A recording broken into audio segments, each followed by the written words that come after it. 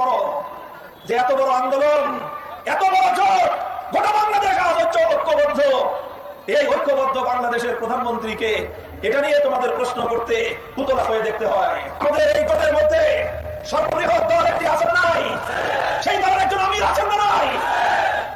কাজেই এই জাতীয় ধূম্রজাল সৃষ্টি করে, বিভ্রান্তি তৈরি করে ঐক্যবদ্ধ বাংলাদেশকে বিপদগামী করতে পারবে না। আমরা বলতে চাই 10 দলীয় যে ঐক্য গঠিত হয়েছে কোন একক নেতার নেতৃত্ব প্রতিষ্ঠার জন্য নয়।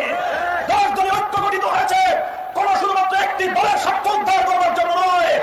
10 দলীয় ঐক্য গঠিত হয়েছে 10টি দলের ভাগ্য করবার জন্য নয়। 10 দলীয় ঐক্য গঠিত হয়েছে বাংলার মানুষের ভাগ্য করবার জন্য। 10 দলীয় ঐক্য নির্বাচন করছে নিজের দলকে প্রতিষ্ঠা করবার জন্য নয়। 10 দলীয় ঐক্য নির্বাচন করছে বাংলার মানুষের ভাগ্য পরিবর্তন করবার জন্য। এই শব্দ নিয়ে কৃষক, শ্রমিক, মজদুর